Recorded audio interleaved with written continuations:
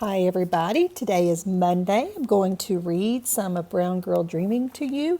We are hoping to finish this book today because I have a new one coming on Sunday that we're going to start the following week. So hopefully we'll get finished with this book. Not today, I'm sorry, this week. Here we go. We have finished part 1 and we are ready for parts 1 and 2. We are ready for part 3. We've learned that they are moving to New York to be with their mom. So let's see what happens in part 3, okay? Part 3 is titled, Follow the Sky's Mirrored Constellation to Freedom. New York City. Maybe it's another New York City the Southerners talk about. Maybe that's where there is money falling from the sky, diamonds speckling the sidewalks. Here there is only gray rock, cold and treeless as a bad dream. Who could love this place where no pine trees grow, with no porch swings, with the weight of your grandmother? This place is a Greyhound bus humming through the night, then letting out a deep breath inside a place called Port Authority. This place is driver yelling, New York City, last stop, everybody off. This place is loud and strange and nowhere I'm ever going to call home. Brooklyn, New York.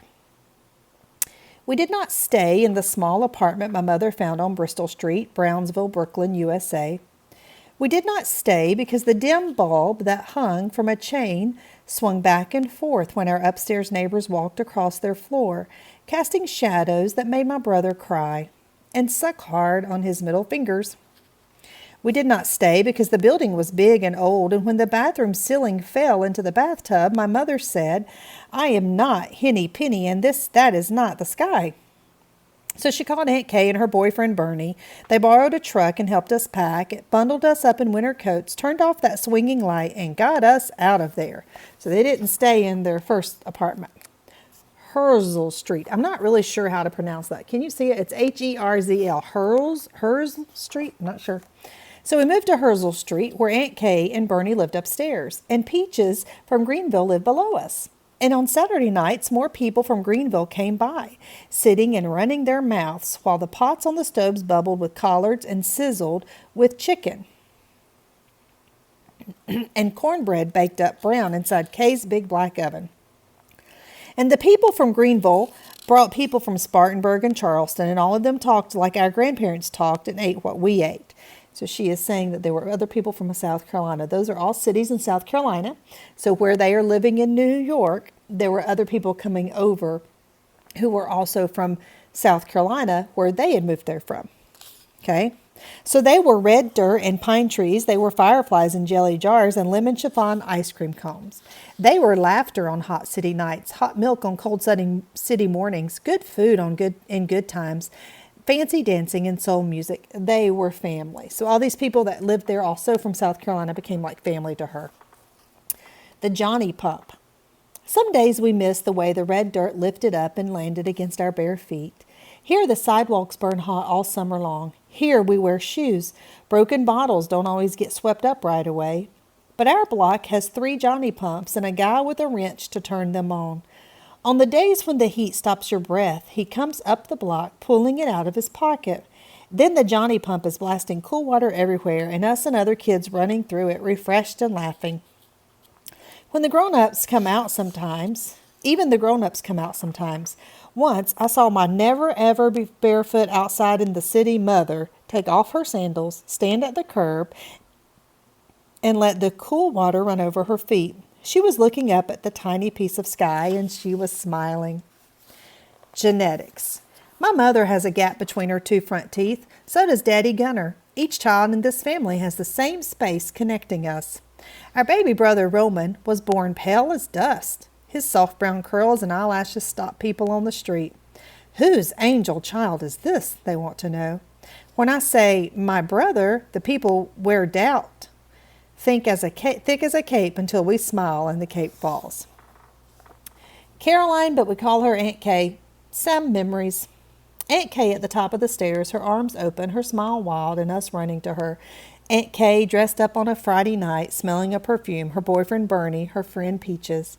Aunt Kay in the kitchen with Peaches and Bernie passing a blue and white box of Argo starch back and forth, the hard white chunks of it disappearing into their mouths like candy, the slow chew and swallow.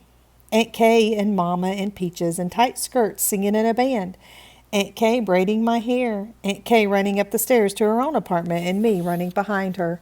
Aunt Kay laughing. Aunt Kay hugging me. Then a fall, a crowd, an ambulance, my mother's tears, a funeral.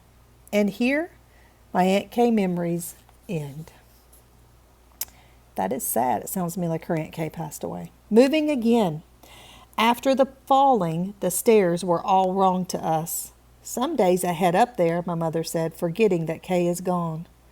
After the falling, Bernie and Peaches packed their bags and moved out to far Rockaway, telling my mother how much Kay loved the ocean. After the falling, we took the A train to their new apartment, played on the beach till the sun went down, Mama quiet on a blanket looking out at the water. Kay was her big sister, only 10 months older. Everyone always thought they were twins, so that's what they said they were. Couldn't look at one of us, my mother said, without seeing the other. After the falling, the hallway smelled like Kay's perfume whenever it rained, so we moved again to the second floor of a pink house on Madison Street. Out front, there was a 5-foot sculpture made from gray rock, ivory, and sand. A small fountain sent water cascading over statues of Mary, Joseph, and Jesus. People stopped in front of the house, crossed themselves, mouthed a silent prayer, then moved on. This house is protected, the landlord told my mother. The saints keep us safe. This house is protected, my mother whispered to us, by the saint of ugly sculpture. After the falling, sometimes I would see my mother smiling at that sculpture, and in her smile there was Aunt Kay's smile, the two of them having a secret sister laugh, the two of them together again. Composition notebook. And somehow, one day, it's just there, speckled black and white, the paper inside smelling like something I could fall right into, live there inside those clean white pages.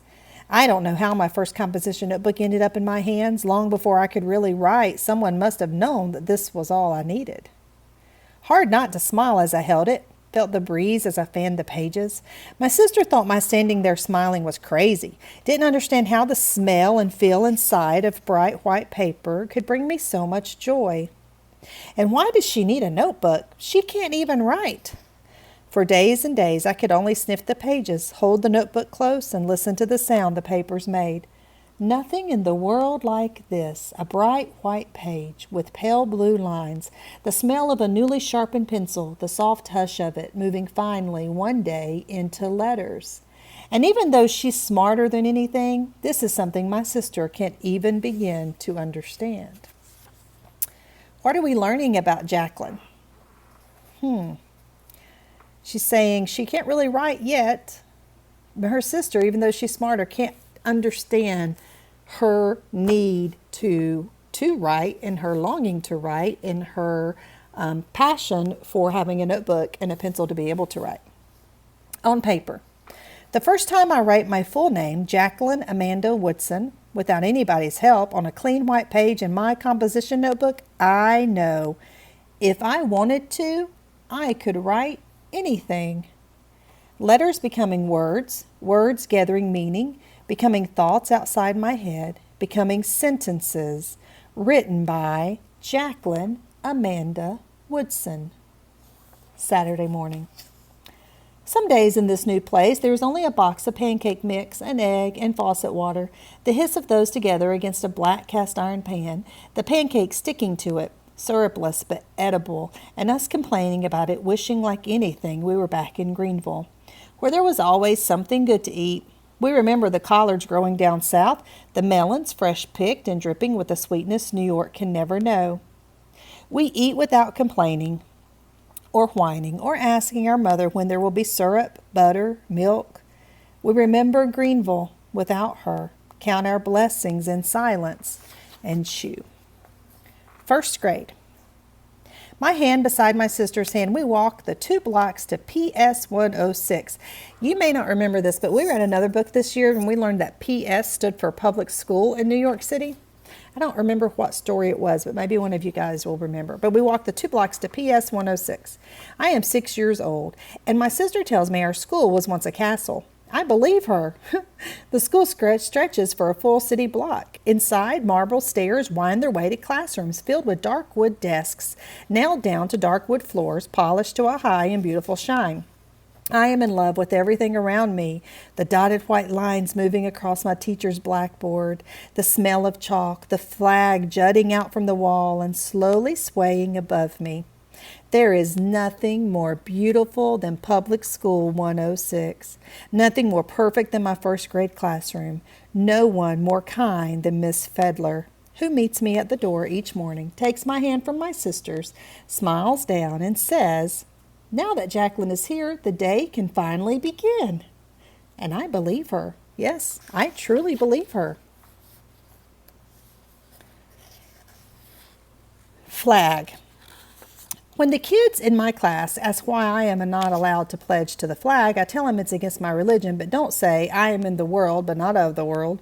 This they would not understand. Even though my mother's not a Jehovah's Witness, she makes us follow their rules and leave the classroom when the pledge is being said.